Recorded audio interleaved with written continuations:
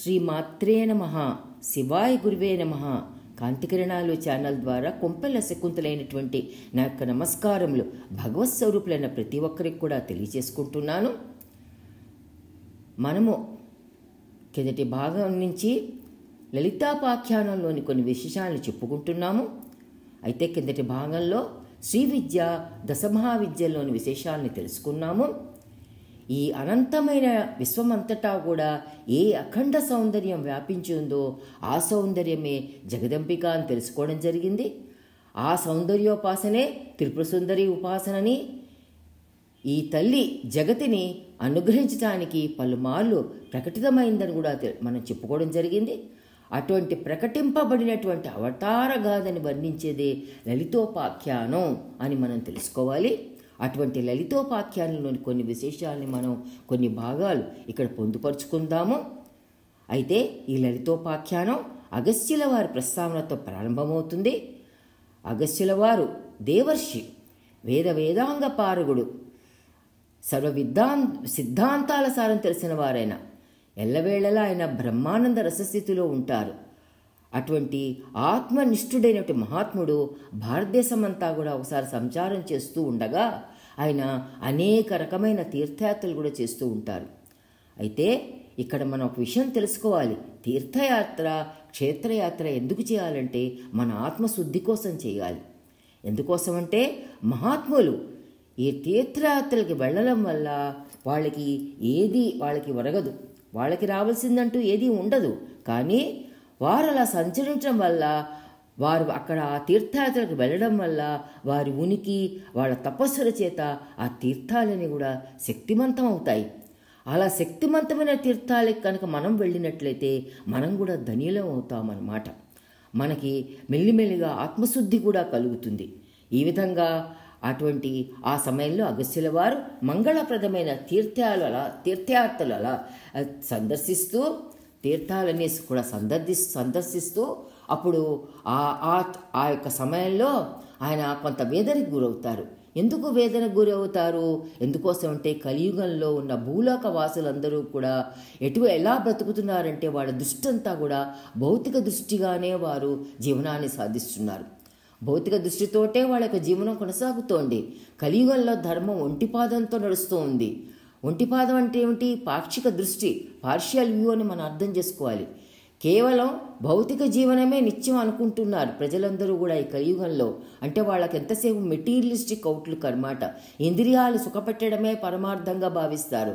అయితే ఈ ఇంద్రియాలకి, ఇటువంటి భౌతిక జీవనానికి ఒక అతీతమైన ఒక ధర్మం ఉంది, ఒక సత్యం ఉంది, అది మనం తెలుసుకోవాలి అనే విషయాన్ని మట్టుకు ఈ కలియుగంలో సామాన్యంగా ప్రజలందరూ కూడా దాన్ని విస్మరిస్తారన్నమాట.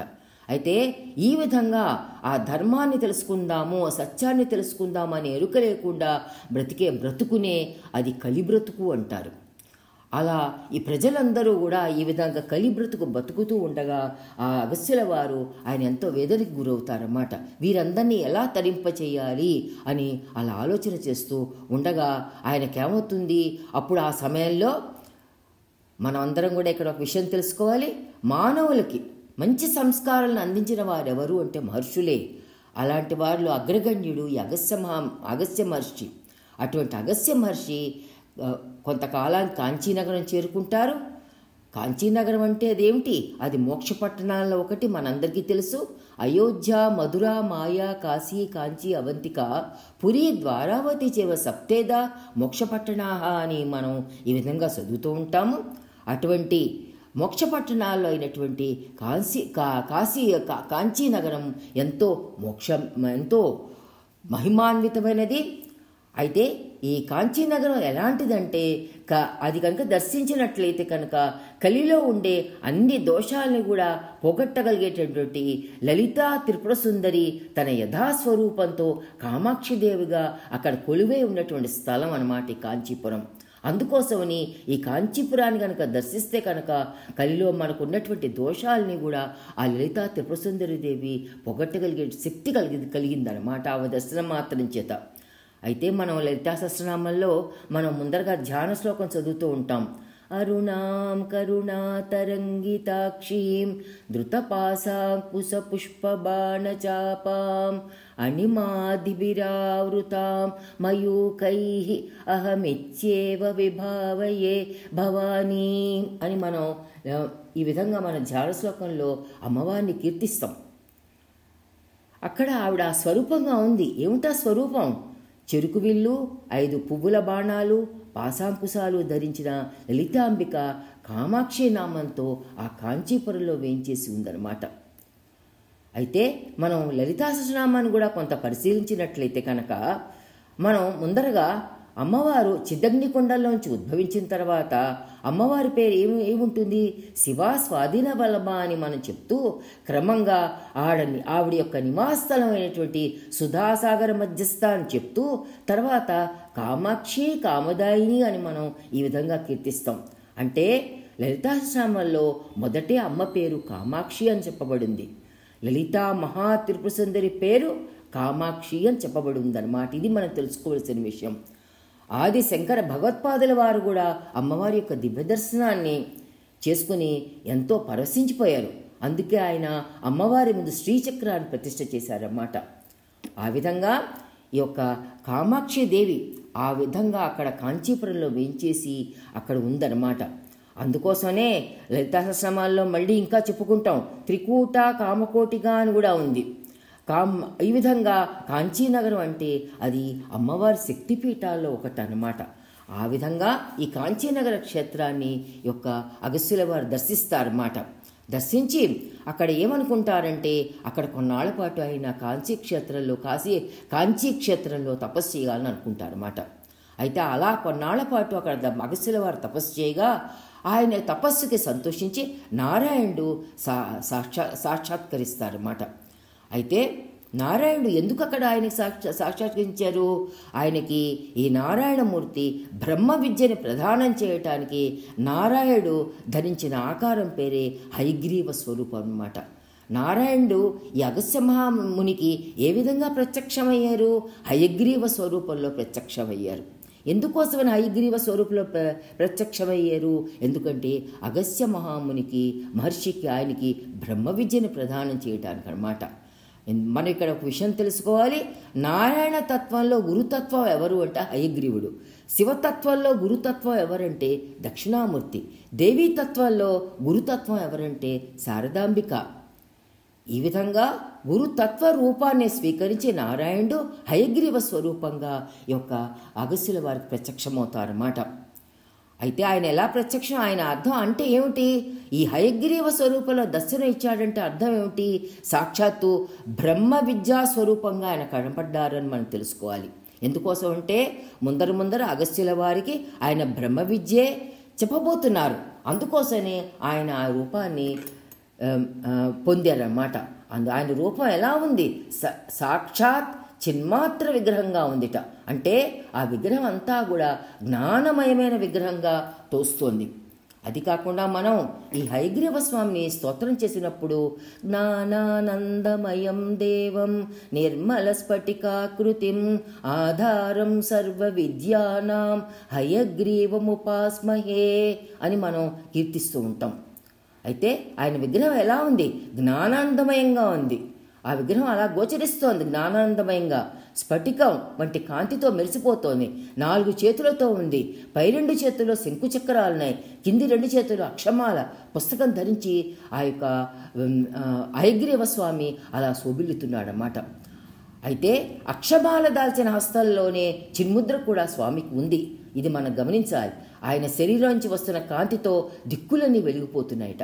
ఆ విధంగా హయగ్రీవ స్వామి నారాయణుడు ఆ విధంగా అగస్త్యుల వారికి ప్రత్యక్షమయ్యారన్నమాట. అయితే అగస్త్యుల వారు ప్రత్యక్షమయ్యి హయగ్రీవ స్వామి అగస్త్యుల వారికి ఈ విధంగా వరప్రదానం చేశారు. ఏ విధంగా చేశారు? ఈ యొక్క ఆయన దర్శన అప్పుడు అగస్త్యుడు ఈ యొక్క హయగ్రీవ స్వామిని దర్శించగానే ఆయన పరమానందభరితుడైపోతాడు. ఆ విధంగా ఆనందపడిపోతూ మాటిమాటిగా నమస్కరిస్తూ స్తోత్రం చేస్తూ ఉంటారన్నమాట.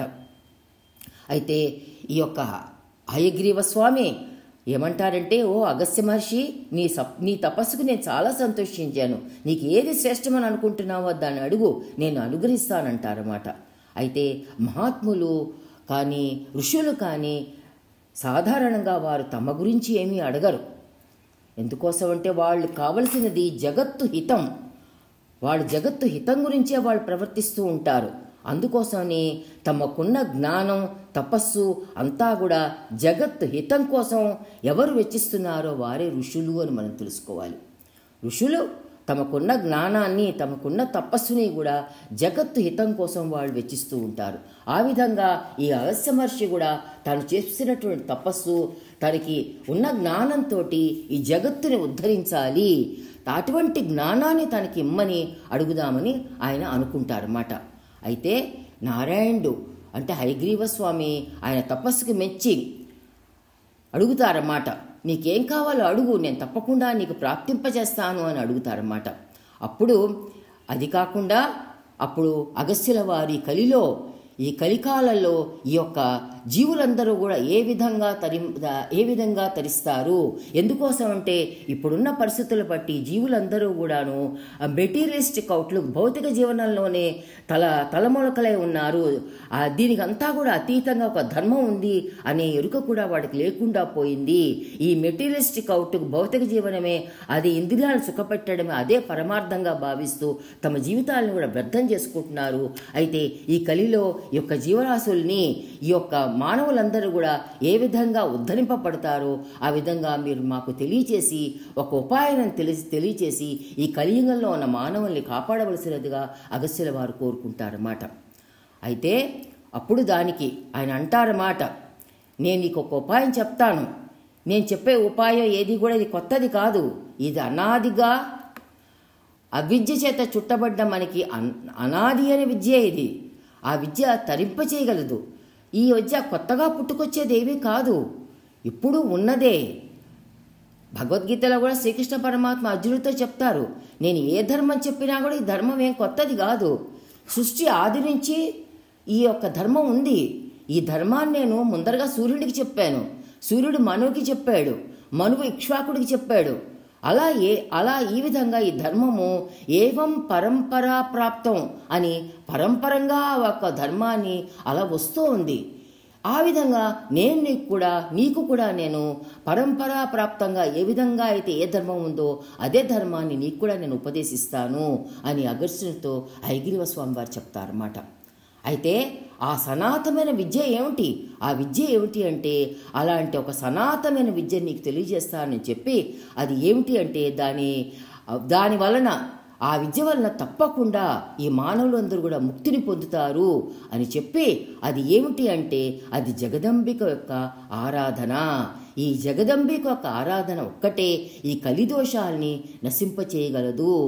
ఎప్పుడైతే ఆ మానవుడి యొక్క కలిదోషాలు నశిస్తాయో అప్పుడు మానవుడు ఆ విధంగా దైవం వైపు మొగ్గు చూపి ఆత్మీయ శుద్ధి కలిగి ఆ విధంగా మోక్ష మార్గం వైపు నడిచేందుకు ఎంతైనా అవకాశం ఉంటుంది అని ఈ విధంగా జగదంబిక ఆరాధన గురించి ఆయన తెలియచేస్తానని దాని గురించి అగస్త్యుల వారికి సెలవిస్తారన్నమాట.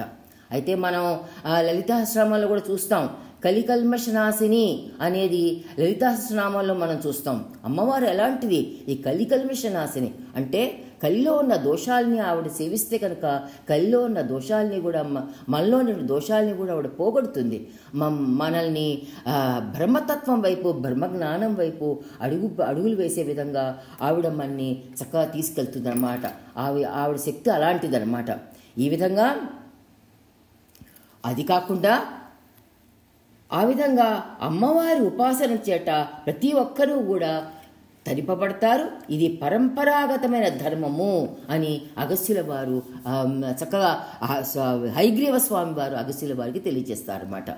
అయితే ఇంకా దీనిలోని విశేషాలను కనుక మనం చెప్పుకోవాలంటే కనుక ఆయన అగస్త్యుల వారు ఏమంటారంటే, నేను నీకు దీంట్లోని విశేషాలని కూడా చక్కగా ఆ యొక్క విషయాల్ని కూడా నీకు చెప్పాలంటే దాని యొక్క విశేషాలు లలితోపాఖ్యానంలో ఉన్నటువంటి చక్కటి విషయాలన్నీ కూడా నీకు తెలియచాలంటే నువ్వు నా ఆశ్రమానికి రా, అక్కడ నేను చెప్తాను అని చెప్పేసి హయగ్రీవ స్వామి తన స్వరూపాన్ని ఉపసంహరింప చేసుకుంటారన్నమాట. ఎందుకంటే ఇది కాసేపట్లో ఒక్క రోజులో చెప్పేది కాదు, దీంట్లో చాలా విశేషాలు ఉన్నాయి. ఈ విశేషాలని చెప్పాలంటే కూడా దానికి సమయం చాలా పడుతుంది. అందుకోసమని నువ్వు కూడా నా దగ్గరికి వచ్చి, నా ఆశ్రమానికి వచ్చి చక్కగా అమ్మవారి యొక్క స్వరూపాన్ని కూడా దానిలోని విశేషాలని కూడా, ఆ శ్రీ విద్యలోని విశేషాలను కూడా నీకు తెలియచేస్తాను అని చెప్పి ఆయన తన యొక్క స్వరూపాలు ఉపసంహరింపజేసుకుంటారు. ఆయన కూడా హయగ్రీవ స్వామి కూడా ఈ యొక్క కలిలో ఉన్నటువంటి మానవులందరినీ కూడా ఉద్ధరించాలి అనేటటువంటి ఉద్దేశంతో అగస్త్యుల వారు ఏ విధంగా అయితే అడిగారో ఆ యొక్క హయగ్రీవ స్వామి వారు కూడా కలిలో ఉన్న మానవులందరినీ కూడా ఉద్ధరింపచేయాలని ఆయన కూడా కాంచీ క్షేత్రంలో ఈ హయగ్రీవ స్వామి యొక్క ఆశ్రమాన్ని ఏర్పాటు చేసుకుంటారన్నమాట. ఆశ్రమాన్ని ఏర్పాటు చేసుకుని అక్కడ అగస్త్యుల వారికి ఈ యొక్క లలితాదేవి యొక్క వివరాలని కూడా, దాంట్లో ఈ లలితోపాఖ్యాలోని వివరాలని కూడా తెలియచేయడం మొదలెడతారన్నమాట. అయితే ఈ లలితోపాఖ్యాల్లోని కథని, విశేషాలని కూడా ఎవరు చెప్పారు? హయగ్రీవ స్వామి వారు అగస్త్య మహామునికి కాంచీ క్షేత్రంలో చెప్పారు. ఈ విషయం మనం బాగా తెలుసుకోవాలి, గుర్తుపెట్టుకోవాలి. అయితే ఇప్పటికీ కూడా మనం కాంచీ క్షేత్రానికి వెళ్తే అక్కడ అగస్త్యుల వారు హయగ్రీవ స్వామి నుంచి ఈ లలితోపాఖ్యానం, లలితాసనామాలు విన్న చోటు ఇప్పటికి కూడా ఉంది. మనం కంచికి వెళ్తే కనుక, ఆ కాంచీ క్షేత్రాన్ని దర్శిస్తే కనుక, ఈ యొక్క మనకి సమయం కుదిరితే కనుక తప్పకుండా ఇక్కడికి వెళ్ళి ఎక్కడైతే హయగ్రీవ స్వామి అగస్త్యుల వారికి లలితోపాఖ్యానం చెప్పారో, లలితాసనామాలు ఉపదేశించారో ఆ చోటు ఇంకా ఉందన్నమాట. మనం వెళ్ళి ఇప్పటికి కూడా దర్శించుకోవచ్చు. ఆ విధంగా అన్నమాట. అంటే అప్పుడు ఈ విధంగా చక్కటి విశేషాలన్నీ కూడా ముందర హయగ్రీవ స్వామి ఈ యొక్క అగస్త్యుల వారికి ఏ విధంగా విన్నవించారో, లలితోపాఖ్యాల విశేషాలను ఏ విధంగా చెప్పుకొచ్చారో ఒకదాని తర్వాత ఒకటి మనం కూడా చెప్పుకుందాము, తరిద్దాము. ఇవన్నీ కూడా గురువులైనటువంటి మహానుభావులు ఎంతోమంది మనకు అందించారు. అయినా కూడా మరి ఒక మారు ఈ విధంగా ఈ ఛానల్ ద్వారా కూడా చెప్పుకునే నాకు, వినే మీకు కూడా ఎన్నో విధాలుగా విన్నా కూడా మళ్ళీ ఇది ఒక మననం కింద జరుగుతుంది అనే ఉద్దేశంతో ఈ విధంగా చెప్పడం జరుగుతోంది. మన విశేషాలను కూడా కొన్ని భాగాలుగా చెప్పుకుందాము. అందరూ కూడా వినాలి, అందరూ విని చక్కగా ఈ విషయాల్ని తెలుసుకుని అందరూ కూడా తరించాలి అనే ఉద్దేశంతో ఈ విధంగా చేపట్టడం జరిగింది. సర్వే భవంతు సుఖినః, సర్వే సంతు నిరామయాః, సర్వే భద్రాణి పశ్యంతు, మా కశ్చిద్ దుఃఖభాగ్ భవేత్. ఓం శాంతి శాంతి శాంతి.